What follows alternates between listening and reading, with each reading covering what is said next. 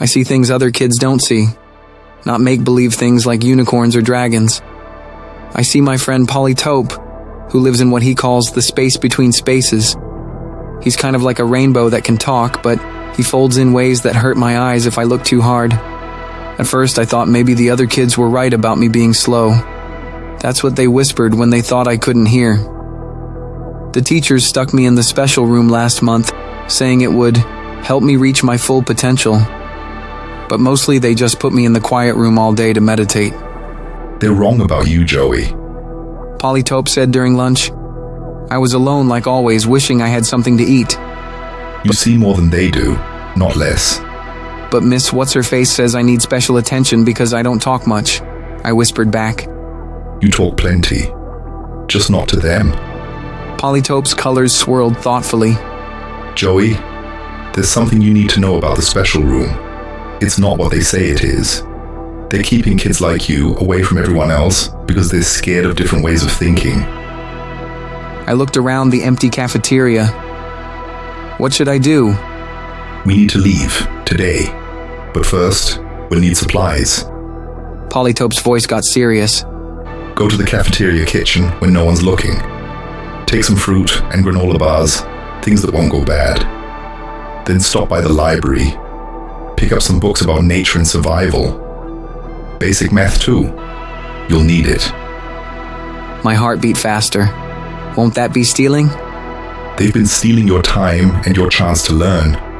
We're just borrowing what you need to survive. Remember how they make you sit in that room all day? That's not education, Joey. That's hiding you away. I knew he was right. That afternoon, while everyone was at the assembly, I did what Polytope said.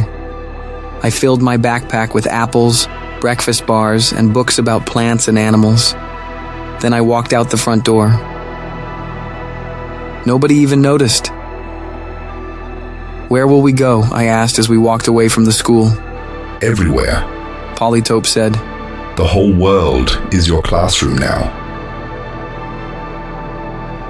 That was 2 weeks ago.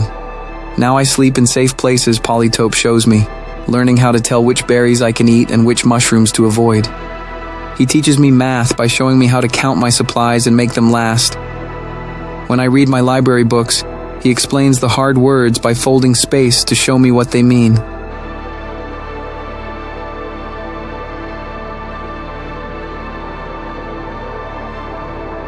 Why are you helping me?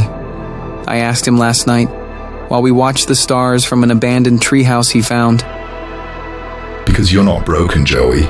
You're just tuned to a different frequency, like a radio picking up stations from far away. His colors danced.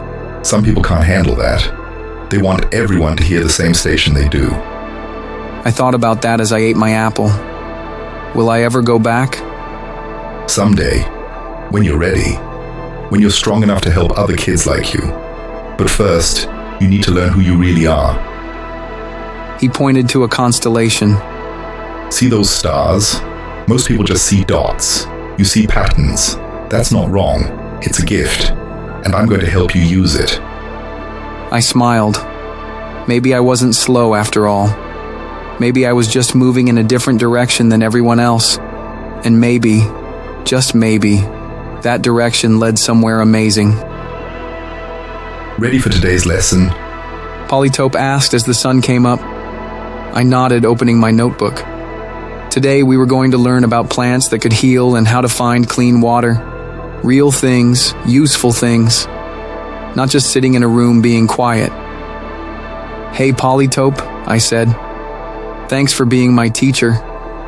His colors glowed warm like a sunset. Thanks for being my student. And together we started another day of real learning, out here in the big classroom of everywhere.